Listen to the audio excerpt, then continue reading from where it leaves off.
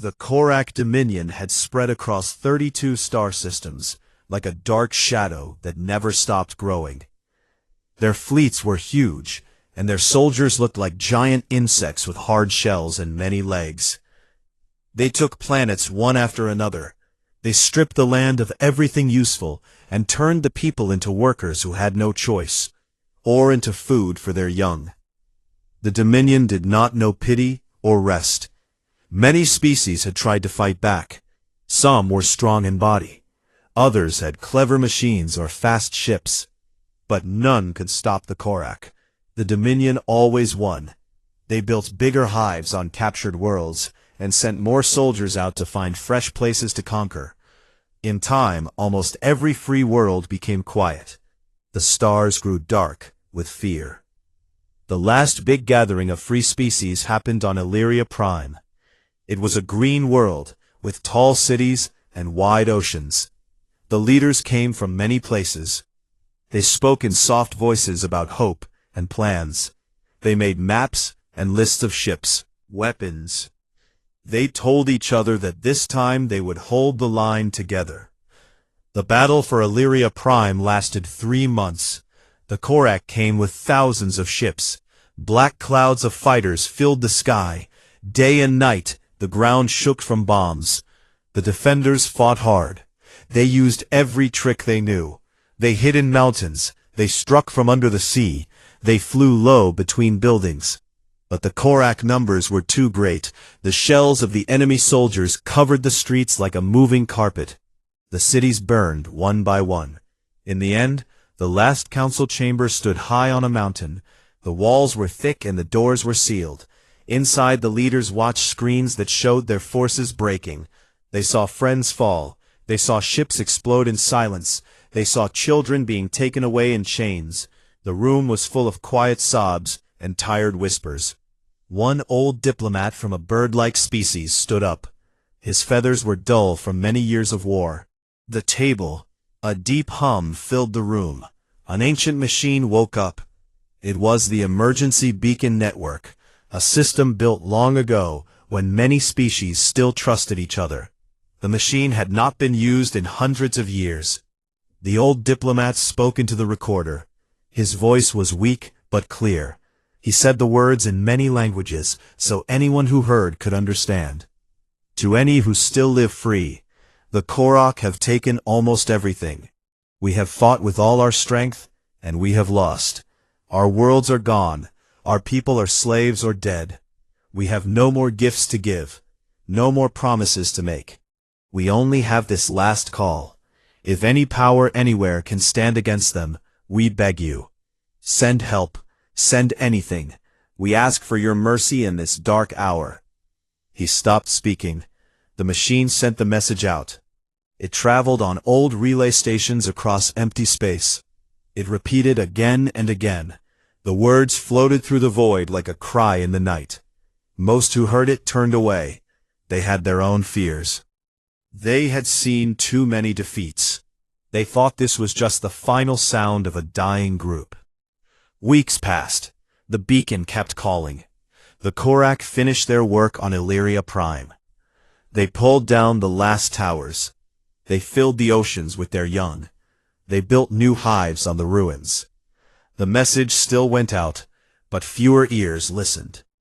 Far away, on the edge of the galaxy, a small blue world turned quietly in its orbit. The people there called it Earth. They had not spoken to the rest of the stars for a very long time. 500 years earlier, other species had looked at humans and seen something they did not like. Humans fought too hard. They refused to give up, even when the odds were bad. They chased their enemies for days across hard ground.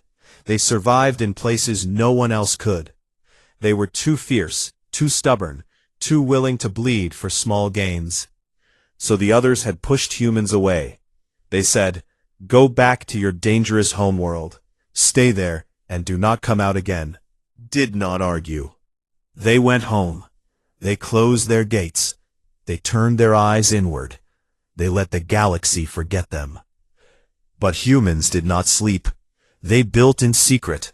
They trained every day. They ran through snow and desert and jungle. They learned to fight in every way possible. They made weapons that could break ships from far away. They grew strong in body and sharp in mind. They waited. Deep under mountains, old listening posts stood silent for centuries. Machines watched the sky. They caught faint signals from distant stars. One day a new sound came through. It was weak and broken, but clear. The words reached the screens in dark rooms. Men and women gathered. They were old and young. Some had white hair and scars from battles no one remembered. Others were born after the exile. They listened to the message many times. They looked at each other with calm faces. No one shouted. No one cried. A woman with short gray hair stepped forward. She was the leader of the watch. Low voice. They asked for help. They asked anyone. They asked us. A man beside her nodded. He had a face like stone. Then we answer. Across the planet, quiet orders went out. In hidden harbors, ships rose from the water. In deep caves, lights turned on. Machines hummed. In forests, soldiers picked up their packs. In cities, people said goodbye to families without many words. Earth had stayed away for a long time. Now the monsters were ready to step out again. The beacon still called across the empty park. It did not know that something had heard it. Something old, something patient, something that had waited centuries for a reason to move. The message kept repeating, to any who still live free. But now the answer was coming. Not with soft words or gentle ships. It came with silence first, then with fire. The galaxy had grown used to silence from Earth for 500 years. No one spoke of humans anymore. They were a memory, a warning in old records about creatures too wild to trust. The other species had sent them away to their rough homeworld, hoping the distance would keep the danger locked up. Humans had obeyed. They stayed quiet. They built walls around their system. They turned inward like a beast curling into sleep. But sleep had not softened them. It had made them harder. They lived on a planet that tried to kill them every day. Storms tore cities apart. Deserts burned flesh to bone. Oceans swallowed ships. Mountains crushed the careless. They learned to fight the world itself. Every child ran long distances through heat and cold. They carried heavy loads up steep hills. They swam in rough seas until their lungs burned. They fought each other with bare hands and sharp blades to stay ready. When the old beacon message finally reached Saul, it found people who had never stopped. Preparing in hidden bases under ice, in deep ocean stations, in caves lit by glowing screens, the words played again and again. They begged for help. They begged anyone. They begged Earth. The first to move were not the big fleets. They were the lone hunters, small, fast ships crewed by men and women who liked to work alone. These privateers had waited years for a reason to leave the shadows. They slipped out of Saul, one by one. Their hulls were dark. Their engines ran quiet. They carried weapons that could punch through armor from far away. They found the first Korak supply line in a quiet system. The enemy tankers moved slow, fat with fuel and food for the front. The privateers struck without warning. One ship appeared close, then vanished. Another came from behind and fired. A tanker broke open in a bright flash. The fuel burned cold and blue across the void. The Korak escorts turned too late.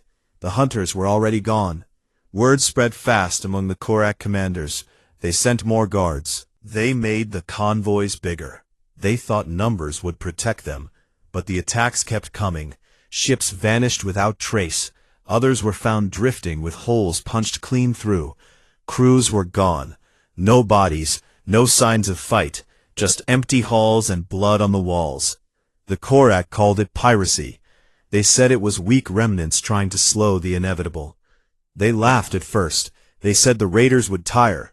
They said the galaxy had no stomach for real war anymore. Then the pattern changed. The strikes grew bolder. A relay station in deep space went dark. No explosion, no warning, just silence. The next day, a scout ship found the place. The towers were gone. The metal was twisted like paper. The crew had disappeared. More systems felt the touch. Scout fleets sent to hunt the raiders came back short, a ship or two. Sometimes they came back empty. Sometimes they did not come back at all. The Korax started to feel something they had never known before. Doubt. Orders turned into steady motion. Shipyards hidden under oceans opened their doors. Heavy cruisers rose, smooth and black. They carried crews who had trained together for decades. Fighters launched from hidden bays. Stealth corvettes slipped into the black, between stars. Marines checked their gear one last time. Packs of 6 men and women moved like packs of wolves. They wore armor that shifted color to match the dark. They carried rifles that fired fast and quiet. They knew how to walk for days without rest. The first true fleet left Saul in silence. No grand speeches, no bright flags. They translated into the outer edges of Korax space, like ghosts. They found a world the Dominion had taken years before. The surface was covered in hives. Tall black towers rose from stripped fields. The Korak had built slave pens and feeding pits. The air smelled of fear and metal.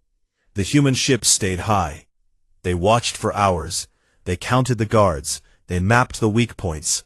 Then acted. Kinetic rods fell from orbit. Long thin spears of dense metal. They hit the main hive spires with perfect aim. The towers cracked open like eggs. Fire bloomed inside. The rods kept coming. They punched through layers of armor. They buried deep. They exploded in bright flashes that lit the night. The Korax soldiers ran in panic. They tried to form lines. They tried to shoot upward. Their plasma lances lit the sky, but found nothing to hit.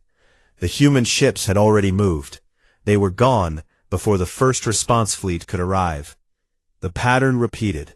In system after system, the same thing happened. A world under Korak control would wake to fire from above. Hives would burn. Slave pens would open. The guards would die fast and quiet. Then silence would return. The humans never stayed to claim the ground. They never asked for thanks. They just left. The Korak commanders met in their throne chambers. They argued. They blamed each other. They sent bigger fleets to guard the core. Worlds. They thought strength would stop the shadow. But the shadow kept moving. It never fought fair. It never stood still. It never gave warning. On one captured world, the Korak had built a great fortress. A moon turned into a base with guns that could reach across orbits. They felt safe there. They said no raider would dare come close. The humans came anyway. Small pods dropped through the thin air. They landed soft in the dark. Marines moved out. They walked through tunnels. They climbed walls. They cut through doors. The Korak soldiers met them in close halls. Big armored bodies charged with claws and blades. The humans did not run. They met the charge. They fought hand to hand. They used knives and fists and teeth. They kept moving forward. When the fortress fell, the guns went quiet. The moon became dark again. The humans left no flag, no marker. They took what data they needed and vanished. The galaxy began to notice. Ships from old Concord worlds picked up faint signals. Stories of black ships that struck and fled. They heard of hives burning without reason. They heard whispers that the old exiles had returned. Some species felt hope, others felt fear. They remembered why they had sent humans away. They remembered the stories of hunters who never stopped. On Earth, the old leaders watched the reports. They saw the fires. They saw the broken hives. They saw the fear in Korak broadcasts. They did not smile. They did not cheer. They only nodded. One old captain stood on a bridge high above the planet. He looked at the stars. He spoke to the empty room. They asked for monsters. We are waking them now. The privateers kept hunting. The fleets kept moving. The shadow grew longer. The Korak started to understand something new. The galaxy had not forgotten Earth. It had only waited for the right moment to let the monsters out. And the monsters were only beginning to stretch their legs. The Korak throne world of Kazathar sat heavy in the center of their empire. A giant red planet, wrapped in thick clouds of dust and smoke. The surface crawled with endless hives. Towers rose miles high, connected by bridges of black web. The air hummed with the sound of millions of wings and legs, moving without rest. In the deepest chamber, the overmind Vexthra rested on a throne of living bone. His many eyes watched screens that showed burning worlds, failing fleets, and empty supply lines. For the first time, the numbers did not grow. They shrank. Losses piled up like dead soldiers. The tribute ships stopped coming. The outer hive sent no reports. The raids from the unknown enemy had cut deep. The commanders stood around the throne chamber. Their shells clicked in nervous patterns. They spoke in low hisses. They blamed scouts. They blamed weak guards. They blamed each other. Vexthra listened without moving. His mind linked to every hive across the stars. He felt the pain of every lost brood. Felt the hunger of young that would never feed. He decided something rare for his kind. He would offer terms. A message went out on every channel, every relay, every old beacon. It used simple words in many tongues. The Dominion would stop. The fighting would end. Every surviving species could live. They would become vassals. They would pay small tribute. They would bow once and keep their lives. In return, the shadow attacks would stop. The unknown enemy would go away. The galaxy heard the offer. Some worlds cheered quietly. Others waited in silence. They had lost too much to trust easily. The message repeated for days. It promised peace. It promised an end to the long war. 3 days later, a single ship appeared in the outer system of Xathar. It was big and dark and moved with slow purpose. The UNS Endurance carried no bright markings, no flags, no warnings. It translated in close enough to be seen, but far enough to stay safe from the first shots. The ship sent one short message, in clear basic language. You asked the galaxy for mercy. The galaxy is busy dying. You asked Earth. We answered. No more words followed. The Endurance launched pods. Small black shapes fell toward the main hive spire. They moved fast and quiet.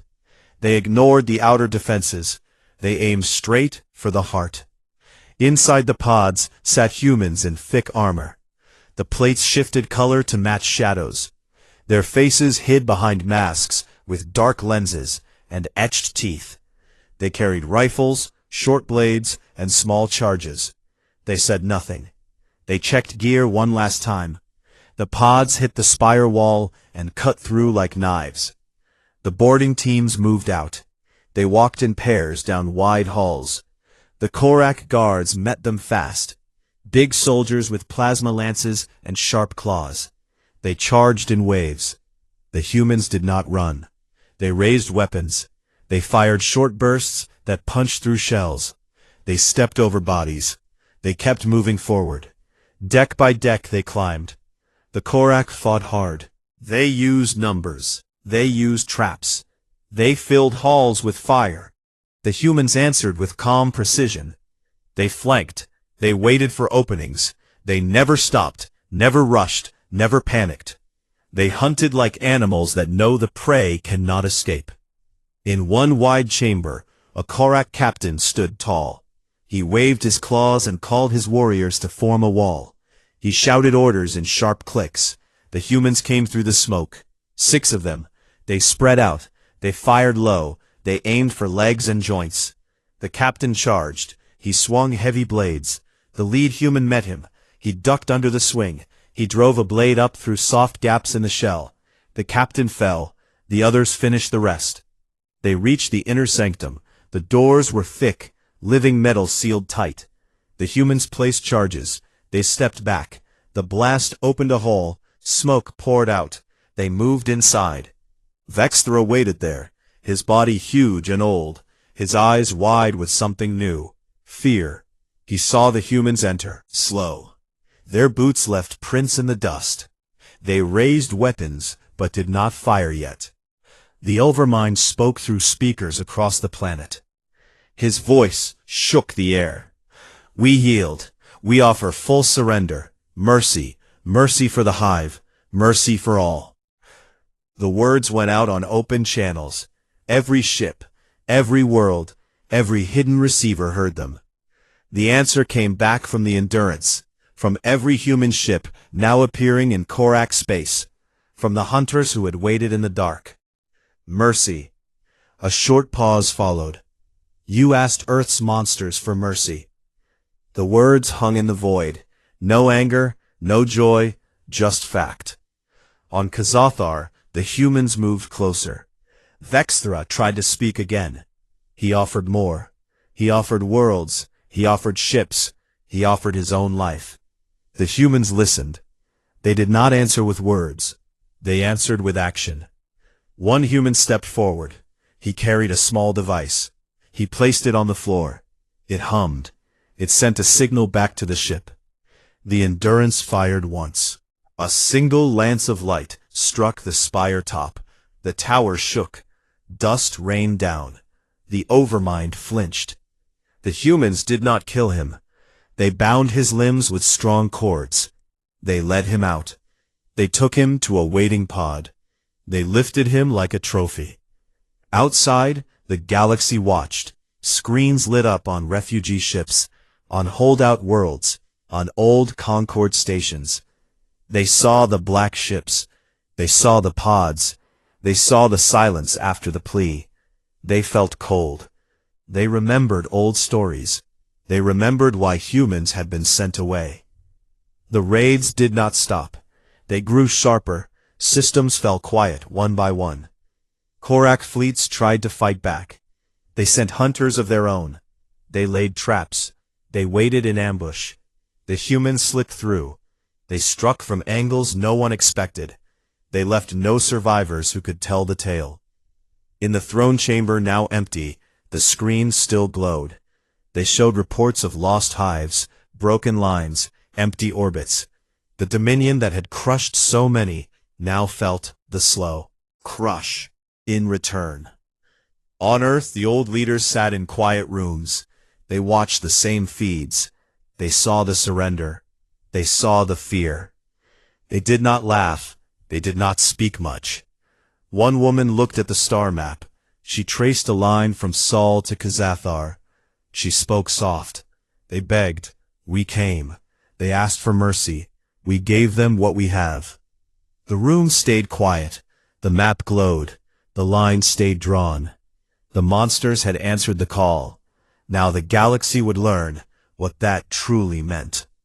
The human fleets did not destroy worlds with fire from above. That would have been too quick, too clean, too easy. Instead, they hunted the way a wolf pack hunts a wounded herd. They moved slow. They moved sure. They never let the prey rest. On hive worlds across the Empire, drop pods fell like black rain. They landed soft in shadows between towers. Marines stepped out in groups of 6. Their armor blended with the night. Their steps made no sound. They carried weapons for close work, knives that cut through shell, rifles that whispered death. They spread out. They moved through streets filled with panic. Korak soldiers tried to fight. They formed lines. They charged with claws raised. They fired plasma that lit the dark. The humans met them without hurry. They flanked. They waited. They struck when the enemy overreached. A Korak warrior would swing wide. The human would duck low, drive a blade up through the soft joint. The warrior would fall. The team moved past, without pause, without noise. The tunnels under the hives. The fight grew tight. Halls narrow and dark, air thick with dust and fear. The Korak knew these paths. They had built them. They set traps. They waited in ambush. They thought numbers would win. The humans came anyway. They walked single file. They checked corners. They listened. They smelled the air.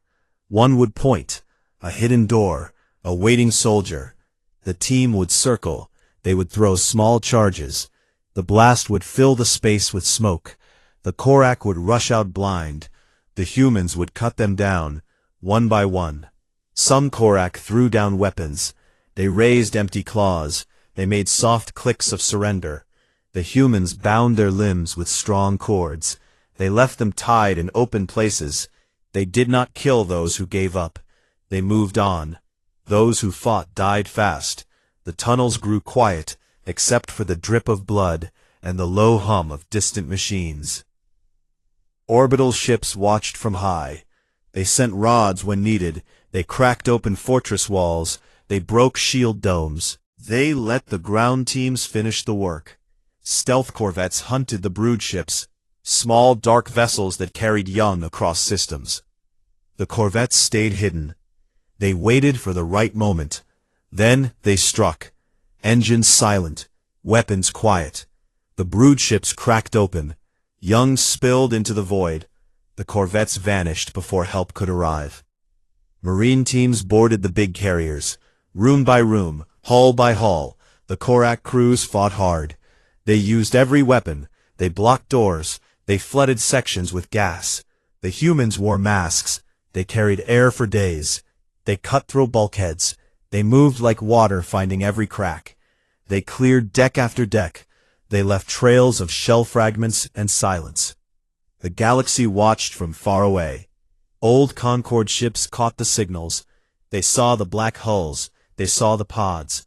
They saw worlds change hands, without parades, without speeches. Species that had once feared humans now sent quiet thanks.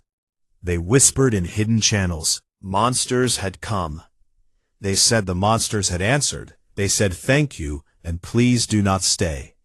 On Illyria Prime, the last counselors gathered in a ruined hall. They had hidden for months. They had watched their world burn. Now they saw new feeds, black ships above old hives, Marines walking through streets, the Korak guards gone, the slave pens open, the people free. They looked at each other with tired eyes. One stood up, an old leader with thin arms. He spoke to the recorder. We called for help. We called anyone. We did not know who would hear. We did not know what would come. Earth heard. Earth came. They broke the dominion. They did not ask for land. They did not ask for gold. They did not stay. They left us to rebuild. They left us with a warning. He sent the message to Saul. It traveled quiet across the stars.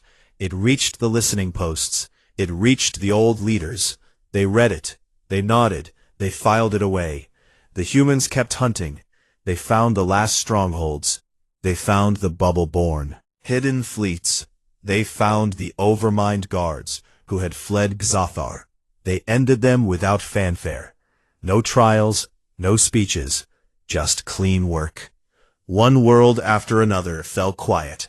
The hives stopped growing. The tribute lines dried up. The empire that had covered 32 systems shrank to scattered pockets. The pockets grew smaller. The humans never stopped. They never rested. They hunted until nothing hunted back. When the last big carrier burned in deep space, the galaxy felt the change. The war that had lasted generations ended not with a bang, but with silence. The silence of empty orbits. The silence of quiet worlds. The silence of a threat removed. The human ships gathered in empty space. They checked damage. They counted losses. They shared quiet words. Then they turned. They pointed toward home. They translated away. One by one, they left no markers. They left no bases. They left only stories. On a dozen worlds, new tales began. Parents told children at night. They spoke of the dark time. They spoke of the plea. They spoke of the answer. They said, beware the day the galaxy cries again. Because if gentle words fail, if mercy runs dry, Earth still listens. Earth still answers. And when Earth answers, the monsters come out. The children listened wide-eyed. They asked if the monsters were real. The parents said yes, they are real. They live on a blue world far away. They sleep until called. They wake when begged. They do not forgive easily. They do not forget. In Saul, the fleets returned. They slipped into hidden berths. They powered down. They waited again. The crews went home. They hugged families. They walked in sunlight. They trained in quiet fields. They kept sharp. They stayed ready. On the bridge of the Endurance, the old captain stood alone. He looked at the stars through the wide window. He saw the familiar patterns. He saw the quiet dark. He thought of the worlds he had seen. He thought of the pleas he had heard. He thought of the work done. He spoke to the empty bridge, low and calm. They pleaded for mercy. We gave them what we had. He turned away. He walked to the door. The lights dimmed behind him. The ship rested. The monsters slept once more. But the galaxy knew they would wake again if needed. They would answer again if called. And next time, the plea would carry more care, more thought, more respect, because the monsters had shown what they could do, and the galaxy would not forget. Within 1 year, the Korak Dominion no longer existed as a vast empire. The once endless hives shrank to small, scattered groups. The great throne world of Kazathar stood empty, except for a few quiet keepers. The black towers cracked under their own weight. The bridges of web hung broken in the wind. The young that once filled the air now hid in deep holes, afraid to come out. The tribute fleets that had darkened the stars turned to rust in forgotten orbits. The galaxy breathed again. The surviving species returned to their old world slowly. They cleared the ruins. They rebuilt the broken cities. They planted new fields. They taught their young the old songs of freedom. They spoke in soft voices about the long, dark time. They spoke about the plea that went out. They spoke about the answer that came. They did not speak loudly about Earth. They did not need to. The stories carried themselves. On many planets, the children gathered at night around small fires. The elders told the tales, described the black ships that appeared without warning. They described the Marines, who walked through hives like shadows. They described the silence that followed every fight. They said the monsters came when begged. They said the monsters left when done. They said never call lightly on such power.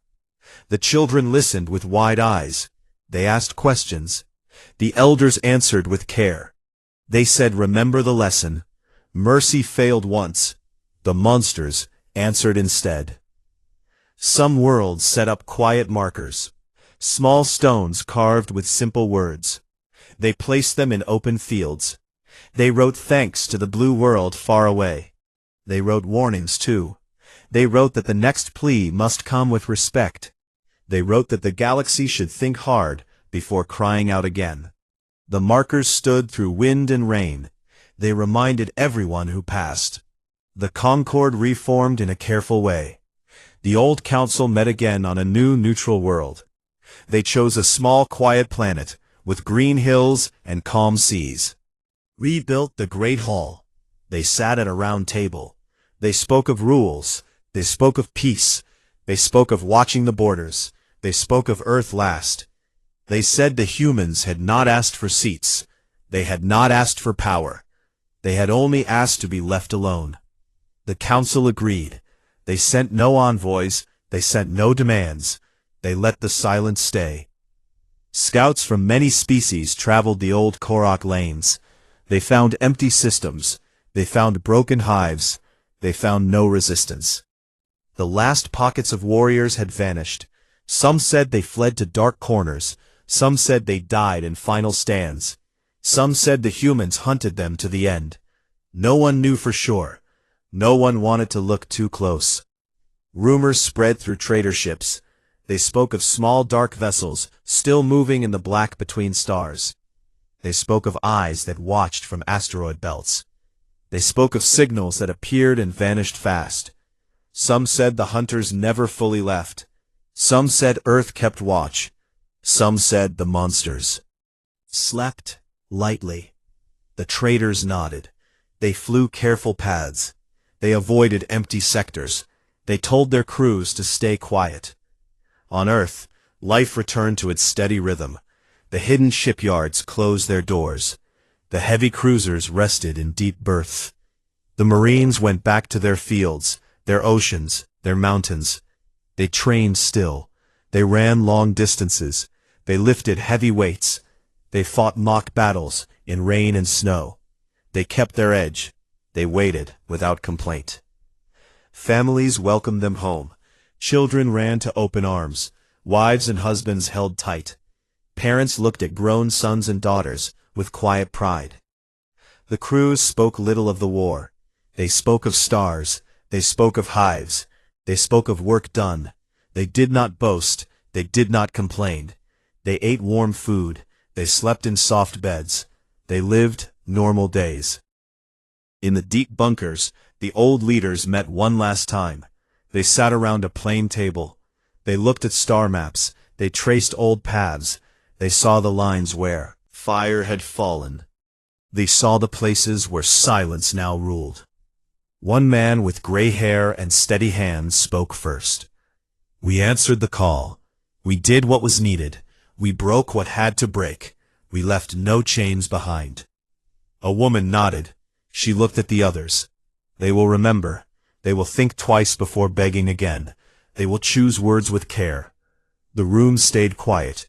The map glowed soft. The leaders stood. They walked out. They closed the doors. They turned off the lights. The bunkers went dark once more. High above in the Endurance, the old captain walked the empty bridge. The ship rested in a hidden orbit far from the sun. He looked through the wide window. He saw the familiar stars. He saw the quiet dark. He thought of the worlds he had walked. He thought of the pleas he had heard. He thought of the blood on metal floors. He thought of the silence after. He spoke to the empty room, his voice low and calm. They pleaded for mercy. We gave them what we had. Maybe they will ask nicer. He smiled thin. He turned away. He walked to the lift. The doors closed. The lights dimmed. The ship waited patient. Years passed. The galaxy grew strong again. Trade ships filled the lanes. New colonies bloomed on old worlds. Schools taught history with care. They spoke of the Korak. They spoke of the fall. They spoke of the shadow that came from a blue world. They spoke facts without fear, without hate. On quiet nights, some looked up. They saw the arm of the galaxy. They saw the distant point where Sol waited. They wondered if eyes looked back. They wondered if ears still listened. They hoped the call would never come again. They hoped peace would last. But deep in every mind, the knowledge stayed.